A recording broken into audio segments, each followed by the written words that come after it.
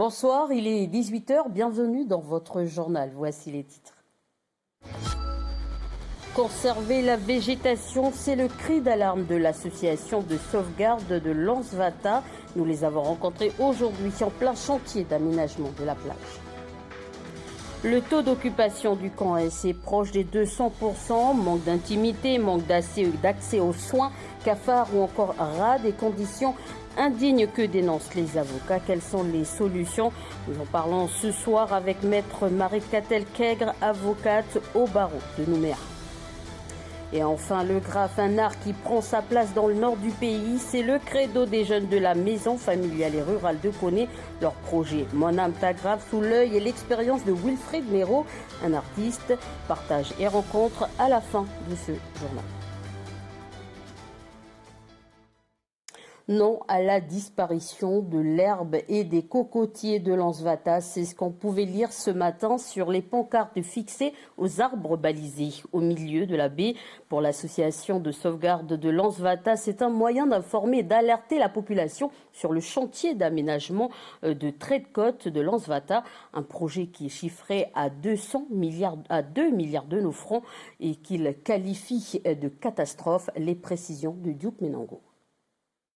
Il n'y a plus que du sable et des marches en béton. Voilà, et si on ne fait rien, c'est ce qui va continuer à se faire tout le long de la plage ici. Donc tout ça, ça disparaît et il n'y aura plus que les marches en béton et du sable. L'association de sauvegarde de Lansvata ne s'oppose pas au bétonnage de trait de côte. Cependant, préserver cet espace vert en milieu urbain et en bord de plage est pour eux une évidence. Le bétonnage pour protéger, c'est une chose, mais la végétation à conserver, ça nous paraît être la priorité.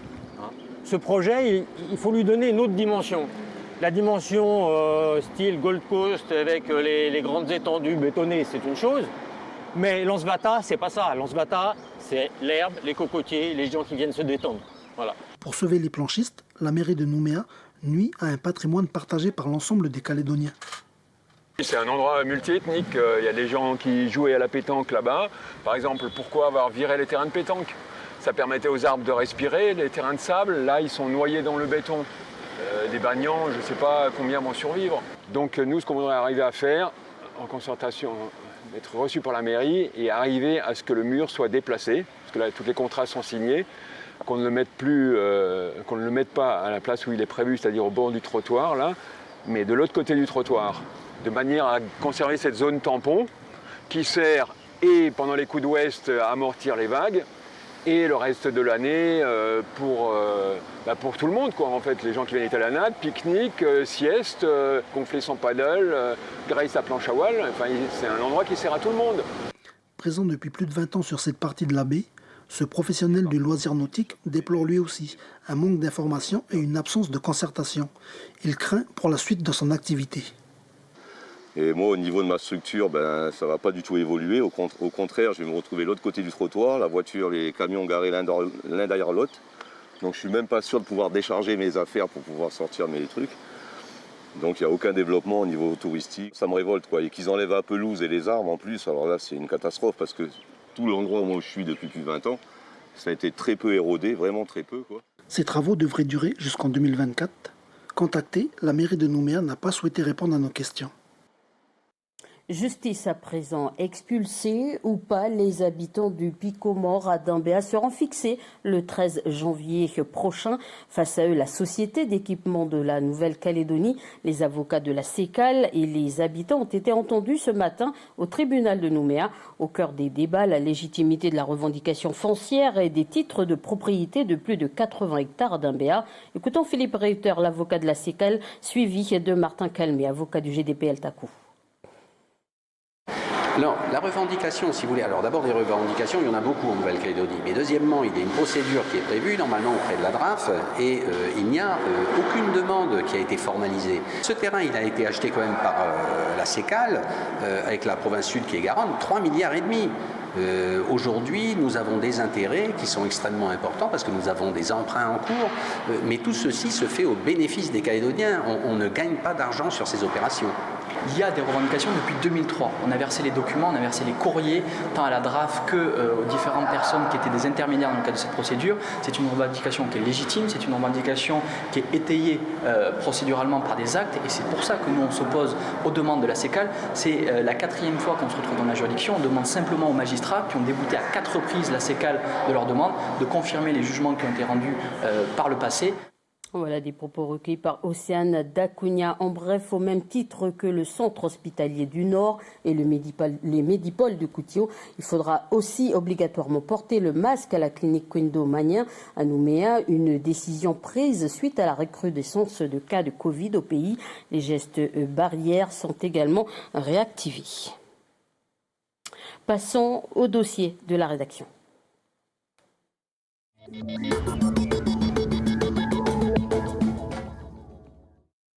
À l'occasion de la visite ministérielle, les avocats avaient dénoncé les conditions de détention du camp RS à Nouméa. Les revendications datent de 2011. La gestion de la prison a été reprise par l'État français en 1990. Alors, quelle est la situation actuelle? Le point avec Stéphanie Marlier, Cédric Thiéa et Anissa Toussi. Le camp Est est doté d'une capacité d'accueil de 408 places. Or, 600 personnes y sont détenues. 593 hommes et 7 femmes. Répartis dans différents secteurs. Hommes, femmes, mineurs, semi-libertés et nouveaux détenus. Encadrés par 132 agents pénitentiaires au lieu de 141 prévus au départ, les prisonniers sont généralement à 4 dans une cellule de 7 mètres carrés selon les secteurs. D'après la norme européenne, c'est un détenu pour 4 mètres carrés. La maison d'arrêt connaît actuellement le plus haut taux d'occupation, proche des 200% de sa capacité. Alors, manque d'intimité, cafards, rats, manque d'accès aux soins, les conditions indignes que dénoncent les avocats. Parmi eux, maître Marie-Catel Kègre, avocate au barreau de Nouméa. Bonsoir. Bonsoir Madame Wachtin. Et merci d'avoir accepté notre invitation. Alors, vous avez manifesté lorsque le ministre de l'Intérieur, Gérald Darmanin, était en Nouvelle-Calédonie, donc la semaine dernière. Avez-vous eu l'occasion d'échanger avec lui ? Non, il n'y a pas eu d'échange avec lui. On a seulement passé ce message sur les marches du palais. Alors, la prison du camp est régulièrement pointée du doigt par l'Observatoire international des prisons ou encore par le contrôleur général des lieux de privation de liberté. La surpopulation est flagrante. Que se passe-t-il ? Que se passe-t-il ? Au camp Est, en fait, en Calédonie, on a vraiment une problématique d'un taux d'incarcération qui est très élevé par rapport à la population totale. Ça entraîne une dégradation de la prison qu'on constate, que le contrôleur des conditions de détention est venu constater à 2 reprises, sanctionner la Nouvelle-Calédonie. Et pour autant, cette fois-ci, en tout cas, il n'y a pas vraiment d'impact sur le nombre de personnes incarcérées. Au contraire, le taux d'incarcération continue d'augmenter. Donc c'est inquiétant et il est temps de trouver un moyen de mettre fin à cette spirale néfaste dans laquelle on est engagé. Alors, quelles sont les solutions que vous proposez ? Bien, le barreau de Nouméa s'est réuni, a décidé d'organiser une commission pour qu'on puisse justement faire valoir des solutions. Des solutions qui visent en fait essentiellement à faire apporter cette parole comme quoi l'incarcération n'est pas une solution. L'incarcération entraîne la réincarcération. Déjà, la première demande qui était présentée, c'était de mieux connaître notre population pénale, parce que ça fait partie vraiment du problème. Comment commencer à détricoter la situation, c'est une vraie instance de réflexion. Or, on n'a absolument aucune étude qui n'a été menée d'ordre sociologique et criminologique sur la population pénale. On a tous notre petite idée, bien entendu, mais on n'a pas de chiffres. Et c'est ça. Et ça, ce sera le premier départ pour pouvoir avoir une vraie fiche de travail.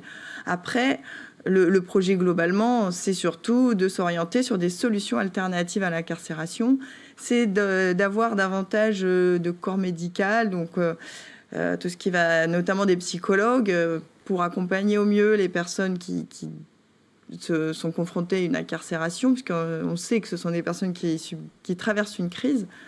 Il nous faut également, ce qu'on souhaite, c'est plutôt que d'investir dans des murs, qu'on recrute des conseillers d'insertion, pour que les conseillers d'insertion actuellement, qui ont, je crois, plus de 80 détenus chacun à suivre, qu'on se retrouve avec des statistiques, par exemple, une vingtaine de détenus chacun, ce qui correspond à ce qui se fait dans les pays du Nord, par exemple, donc, qui ont d'ailleurs, dans le nord de l'Europe, décidé de fermer progressivement les prisons et plutôt d'investir en fait dans ce suivi socio-judiciaire, d'avoir un meilleur accompagnement des détenus et des délinquants et des criminels, et de limiter vraiment l'incarcération au minimum. Alors, les revendications datent quand même depuis plus de 15 ans. Qu'est-ce qui bloque aujourd'hui ? Écoutez, c'est un discours en effet qui est ancien. Qu'est-ce qui bloque ? Ce qui bloque, ça vient de tout en haut. C'est pour ça que c'est intéressant d'avoir un mouvement au moment de la venue du ministre. C'est la politique pénale qui doit évoluer et insuffler une autre dynamique. On a une politique pénale qui a tendance toujours à aller sur de la peine, sur du tout carcéral, au nom d'une sécurité et en fait, cette politique pénale est totalement inefficace. On le sait depuis des années, c'est prouvé par des études sociologiques. Et ça aussi, pour que ça évolue, peut-être qu'il faut en parler davantage et que tous les citoyens prennent un petit peu conscience de la problématique de la prison et même de la punition en elle-même, que la punition n'est pas une solution. Il faut plus de dialogue, il faut un meilleur accompagnement. Globalement, on arrive quand même, je pense, de plus en plus avec une mentalité qui évolue et c'est l'occasion de mettre en œuvre cette nouvelle politique pénale, en tout cas de allons plus loin l'insuffler. sur justement le mot punition. Quand quelqu'un commet un délit et est jugé par le juge, par exemple, il ne faut-il pas l'incarcérer rapidement? C'est ça que vous expliquez? Il faut plus discuter?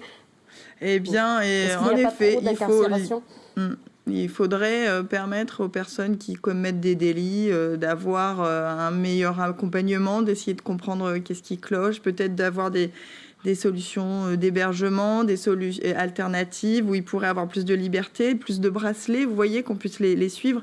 Mais pas seulement, il faut les accompagner vers un travail, vers une formation, vers un suivi psychologique, parce que très souvent, les personnes qui se retrouvent dans ces parcours carcéraux ont des troubles psychiatriques ou psychologiques au moins, et ont besoin en fait d'avoir un suivi qu'elles n'ont pas. J'avais une dernière question vraiment pour terminer cet entretien. Que prévoyez-vous si rien n'est fait ? Eh bien, on va s'engager surtout sur des recours, parce que en tant qu'avocat, on utilise les voies de droit pour se faire entendre. Et donc, en continuant la dynamique qu'a insufflé l'OIP depuis 15 ans, c'est des recours, des référés liberté, c'est faire entendre, s'il faut, saisir la Cour européenne des droits de l'homme, aller vraiment jusqu'au bout pour se faire entendre au plan judiciaire. Merci, Maître Marie Katelkegrig, d'avoir accepté notre invitation ce soir. Merci à vous. Voilà ce qu'on pouvait dire ce soir dans l'œil de la rédaction. Direction à Yengen, lancement ce matin d'un projet environnemental à la tribu de Waré, une initiative qui a pour objectif de ramener de la biodiversité sur des zones dégradées par des plantations d'arbres. Le projet concerne les tribus de Waré, Wampoué et Wendjik. Les détails avec Daniel Fils d'Ipas, président du Conseil des chefs de clan.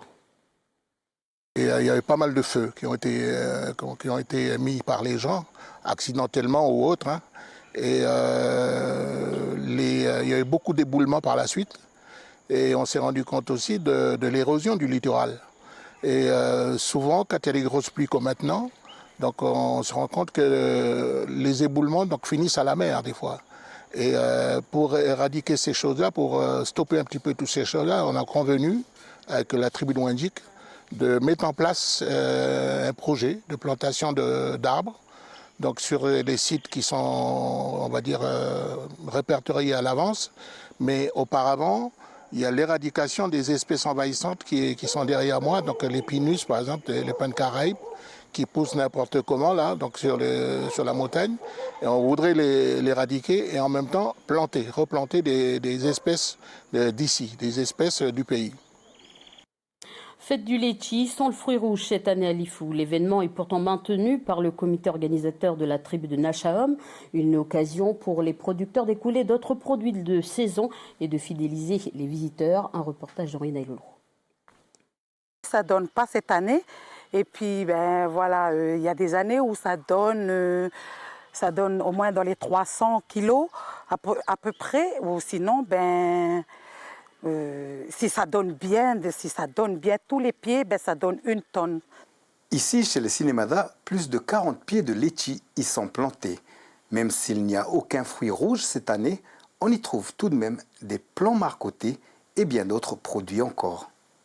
On a des patates douces, des wael et tout ce qui est tardive aussi, et des produits verts, les légumes verts, avec toutes les plantes que mes parents, ma mère, elle fait aussi des plantes. Le manque de litchi n'a pas découragé certains visiteurs, même venus de loin, spécialement pour les plants de litchi marcotés. En fait, il n'y a pas de litchi, mais on savait qu'ils allaient vendre des plants de litchi découverts. C'est pour ça qu'on est venu. Un producteur de la tribu vend ses produits labellisés bio. Il nous montre un de ses pieds et nous donne sa version du manque de fruits cette année.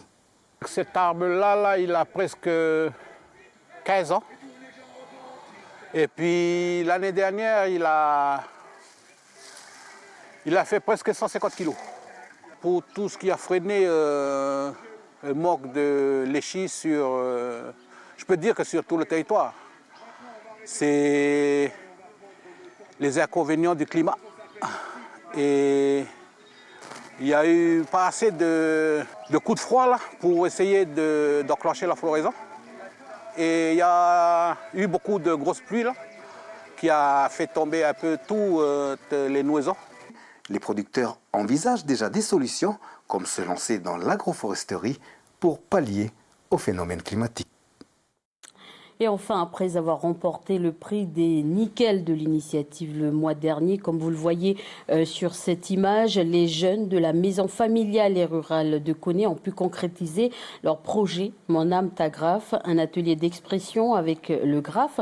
C'est Wilfried Nero, un artiste aux multiples talents, mais avant tout graffeur de Wailou, qui a apporté ses bandes de peinture. Et à chaque rencontre, le graffeur s'inspire des jeunes et partage son expérience, un art qui prend sa place dans le nord du pays. Un reportage d'Océane Zobler.